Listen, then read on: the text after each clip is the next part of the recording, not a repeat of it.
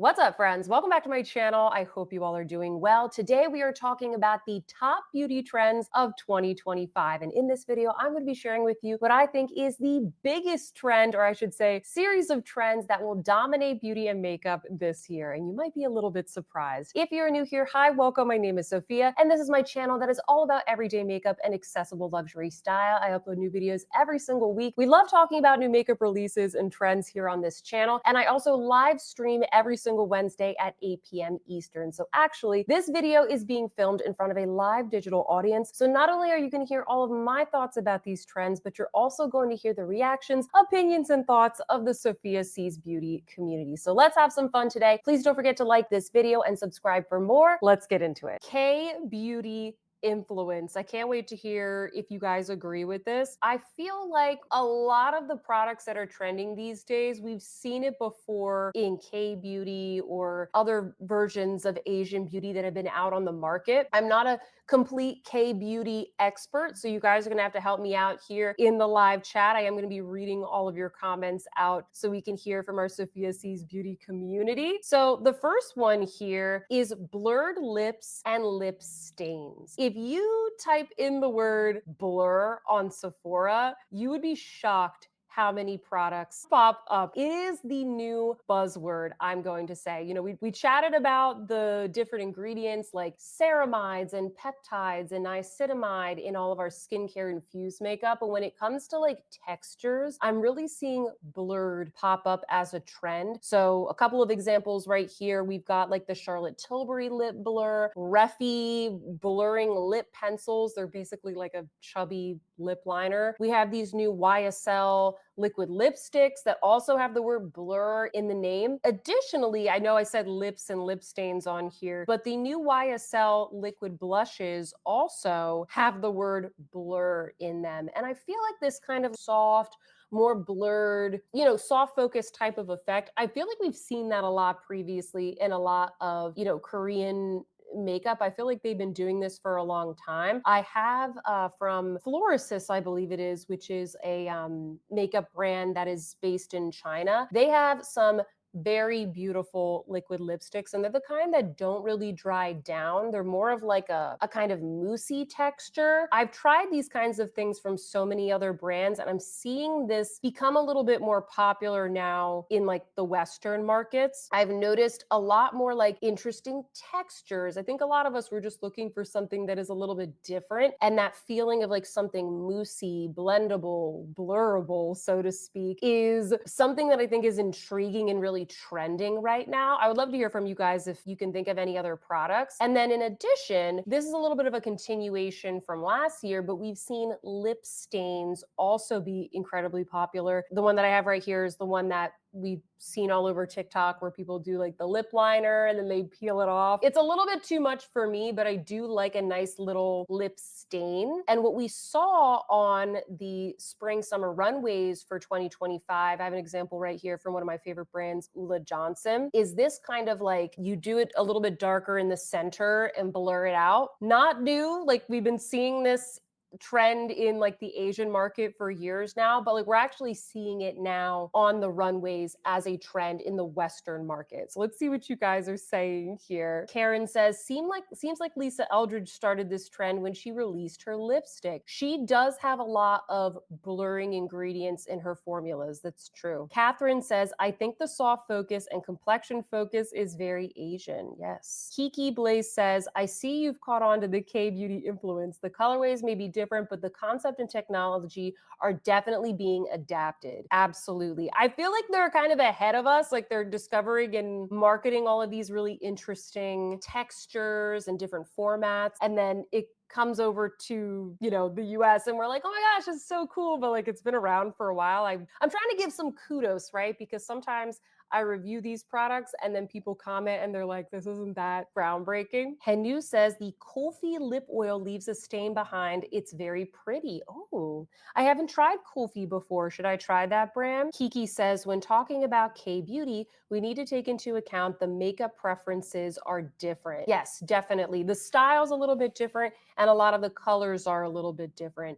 but I think we're starting to adopt little parts of that. And I'm going to talk about a couple more in just a second. Michelle says, K-beauty and skincare will always be something I follow. They haven't steered me wrong for the last 10 years. ECB says, Florist does have beautiful colors and their packaging is at another level. Looks like jewelry makeup packaging. Agreed, they do have really beautiful packaging. Hey News says, the blur lip is popular in France. The French girl look. Absolutely it is. That kind of like smudged on color. Kiki Blaze says K-beauty is more subtle while C-beauty is more pigmented, so it suits Western consumers more. Oh, that's very interesting. I'm glad you shared that. I don't always necessarily notice those differences. I just enjoy a lot of the products. So it's good to know that in Korea, it's a little bit more of like a subtle look. Okay, let me go to the next one. So this is the big one that I'm seeing. And like I said, even I was surprised when I typed the word blur into Sephora and so many things popped up, especially things that were like lip and cheek products. So the next one here are Milky toners. And maybe it's because Rhode came out with this glazing milk that these are becoming a little bit more popular. I'm not sure. I don't have any Milky toners, but this is another thing that I've been seeing a lot that I feel like I've tried from other Asian skincare brands. Another one that I think they're going to be sending this to me actually from Violette FR is the Boom Boom Milk, and it is a 3-in-1 cream spray. So I'm seeing this both in like a mist format, but also in like a toner format, something that, or like an essence, I should say, that you pat onto the skin as a first step. Angela says, I love a Milky toner. Yes, do you guys have any good ones? Oh, Clarissa says, I love, love, love the Tier Milk toner. Oh, I actually haven't tried Tier yet. I need to check them out. Swatches by Lowe's says, I love the Elia one. Carrie says, Laneige changed my skin. I've been using it for years. It's so good. Oh, good to know. Yeah, I know that these are new, and I guess that's kind of the point that I'm trying to make here. Like, we've seen some brands do this before, but I'm seeing this pop up a little bit more in the mainstream. Maybe it's because The Ordinary and Rhode have kind of hopped on it. Aileen says, I like Hada Labo Milky toners, smiley face. Oh, I really like Hada Labo. I love their cleansing balm. Trisha likes the Fenty Fat Water. Catherine likes the Haru Haru Milky toner. Heather says, I have the Violette Boom Boom milk. It's nice, but don't let your animals lick you. It's birch juice and it's deadly, especially to dogs. Oh my goodness. Well, thankfully, Minnie and Luca aren't licking my face very often. Christiane is recommending the Bioma Milky Toner. Beauty BFF says, I love Elia Milky Toner and my Clinique Milky Toner. Moisture Surge Hydro Infused Lotion Liquid. Ooh, a lot of you guys are using these Milky toners. Holly says Laneige and Haru Haru are her favorite. Good to know. So many good recs, guys. That's awesome. I'll have to link some of these down below that you recommended. The next thing are unique textures. And this kind of goes off of the blurring thing, but one of the products that I really thought about are the Chanel Cream to Powder blushes. They have kind of like a silky, slightly squishy type of texture that to me feels really unique compared to anything else that I've seen at Sephora. But I feel like this is also, correct me if I'm wrong, guys, but I feel like this is also a little bit of like a K-beauty influence. Like, I've seen so many different types of textures from those products, and we're seeing them in these like big name brands, big name luxury brands like Chanel. Similarly, we have some of these jelly textures like the Bisou jelly that's on my lips now, the Milk makeup. I would love to know if you guys can think of anything else. But like I said, I think that these brands, they're really looking for something that kind of stops you in your tracks, whether you are seeing a demonstration on social media or you're scrolling through Sephora. As a content creator, it's true that you kind of need to have something that is like a little bit eye-catching to get somebody to, maybe pay attention to the product that you're demoing. And if it's just like a plain lipstick, it might not really be that intriguing, right? But if you have something that's super glossy, that is jiggly, jelly, creamy, squishy, anything like that, or maybe a fun color, like some of the, color correcting powders we talked about earlier in this live, then that's a little bit more intriguing. You're like, ooh, maybe this is a little bit different than what I've had before. The reality is a lot of this technology has existed in other markets. Let me see what you all are saying. Meg Hess says, K-beauty is the best. Catherine says the Fui pudding pots. Is that a blush? I've heard of those before. I've heard of people say, should we look them up? Let's look them up real quick. Sweed pudding pots. Oh, yes. Okay. I've seen these. Let's go to Yes Style right here. Wow. There's so many different colors. Yeah, it's kind of like a soft focus type of texture. Blurry pudding pot. Ooh, that sounds delicious. You guys are full of good recs. Lip and cheek blurry pudding pot. New soft and velvety texture, applies effortlessly on lips and cheeks. Create your own lip combo from 30 color shades. Interesting. Have you guys tried these before? I would love to know. Wendy says, I love the Chanel cream blush. Aileen says, if I had that, I'd be tempted to eat it. Ah! Sarah says, K-Beauty is definitely innovative and super affordable. Can't beat it. That's the thing. A lot of it is super affordable. I totally agree with you. Michelle says, it looks like the Rare Beauty new blushes might have a similar texture to the Chanel. Oh, interesting. Okay, so we're seeing more people or more brands following this kind of like cream to powder type of trend. I haven't looked into those new Rare Beauty blushes, but I have seen photos of them. Michelle says, I feel like the milk jelly stick thing is so hit and miss. The Chanel cream blush is so good. Yes, I love the Chanel cream blushes. They're some of my favorite products from Chanel. Holly says, I just got the new Fui Glowy Jelly Pot. So fun. Oh my gosh. Okay. So we're seeing a lot of jelly. We're seeing a lot of blurring ingredients or blurring textures rather. Jessica said, you are all teaching me about so many good brands. Had no idea Fui even existed. Yeah, there you go. Catherine says the pudding pots are easy to use and last really well. Look at you guys. I had no idea you guys were so into the K-Beauty. Aileen says, oh, you guys are going to make me get that Chanel cream blush now. Michelle says, I love our community. Me too. So the next one is lavender blush. And I know that we already talked a little bit about pastels, but I am going to bring it up again in this specific instance. I am seeing lavender blush everywhere. And I think if you didn't really know this was a trend in Asia, you definitely thought this was more novel, something you didn't see before. And just like all these things, I think that a lot of these more mainstream brands that you can find at Sephora, Nordstrom, the luxury brands, they're like, ooh, let's bring this out because number one, they do have a big, Asian customer base, especially, Chanel, Dior. These brands are very big in those markets. So it's great for them. But we're kind of at the point where the Western market sees these and they're obviously very intrigued because the YSL Make Me Blush, that was like the lilac shade was the first sellout shade. It went viral. Maybe not for the right reasons, but it did go viral. I saw the Huda Beauty lilac collection go viral. I've seen the Dior lilac blush go viral. Maybe not the Chanel one, but I've seen lavender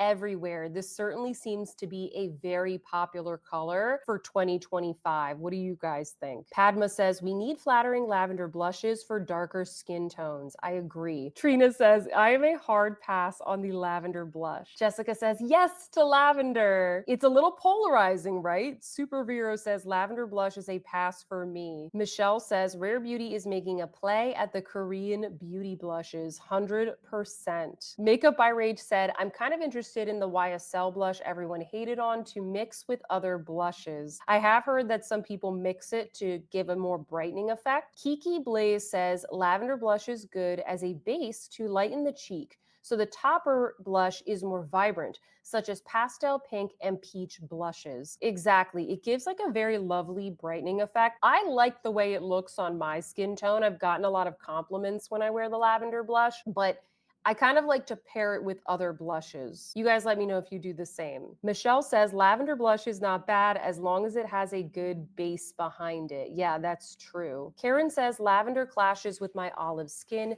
Beautiful on cooler skin and deep skin, indeed. Anne says, I collect every lilac blush available on the market.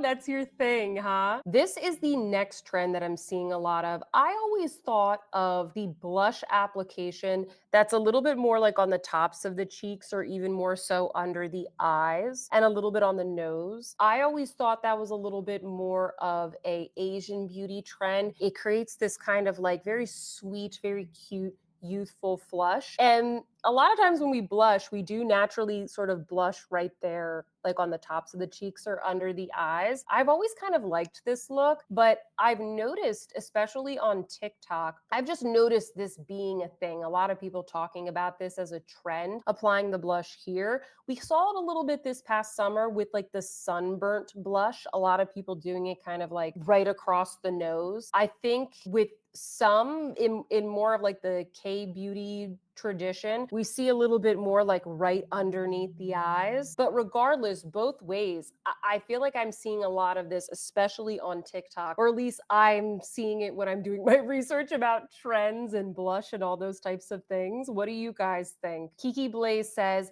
that the J Beauty and the K Beauty blush is a little bit closer to the eye. Yeah, exactly. Like it's a little bit more up here. I see people doing that. I think like the more popular is like slightly lower here under the cheek, but I just wonder if that trend is coming from the influence of these products and those techniques. Super Vero says, I like to blush up high.